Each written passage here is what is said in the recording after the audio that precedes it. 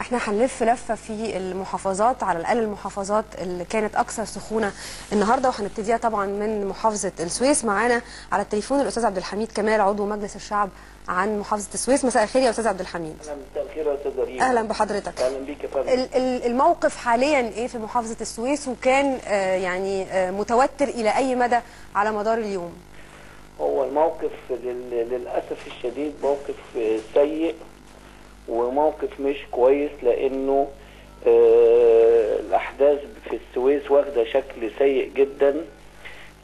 في نوع من اولا حصل تجمع لعدد كبير جدا من اهالي المحبوسين امام قسم شرطه ال40، وبدأ نوع من التراشق بين القوات الامن، وبدأت تضرب بالقنابل المسيلة للدموع وبالبعض الطلقات النارية، وفي المقابل الجمهور. طلقات نارية يعني رصاص حي ولا رصاص لا، مطاطي؟ انا اعتقد ان هو رصاص مطاطي، لان احنا عندنا اعلى نسبة اصابات يا استاذ ريم.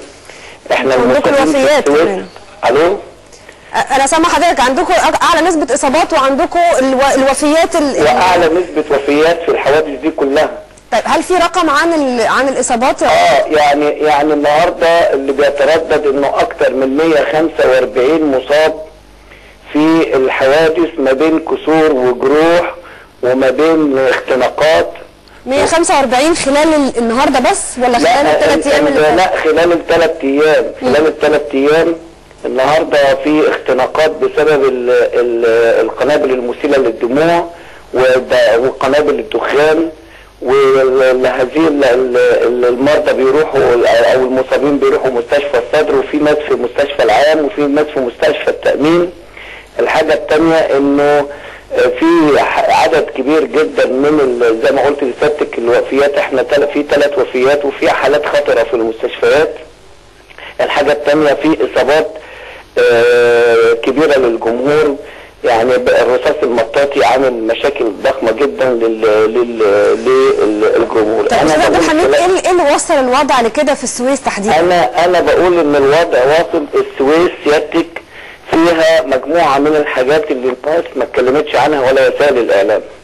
اعلى نسبه بطاله في السويس اللي موجود فيها مشروع تنميه شمال غرب خليج السويس، تقرير التنميه البشريه بيقول انه 11.8%. يعني هذا المشروع لم يحقق المرجو منه. الحاجة الثانية انه احنا عندنا في خلال الايام اللي فاتت دي علاقات عمل سيئة جدا في منطقة تنمية شمال غرب خليج السويس. يعني العمال اللي بيشتغلوا يتفصلوا. يعني النهاردة مثلا بقالنا يومين شركة السويس للصلب، عمال السويس للصلب عاملين اضرابات واعتصامات بسبب علاقات العمل.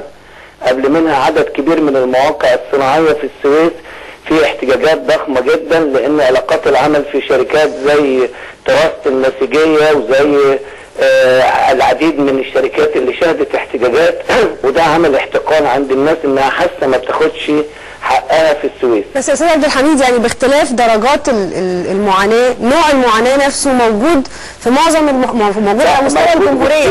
هل ده مبرر لتطور الاحداث للدرجة دي؟ لا، ايوه، لان انا اقول لسيادتك حاجة. اخر حاجة الاحتقان اللي حاصل بين العمالة المصرية في موضوع الخاص بالعمالة اللي في الخارج، العمالة الاجنبية.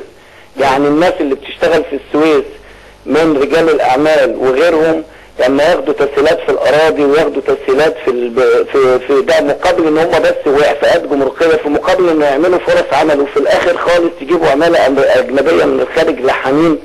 فده دي كلها تراكمات. لكن الوضع ده كان موجود هو لا طول يعني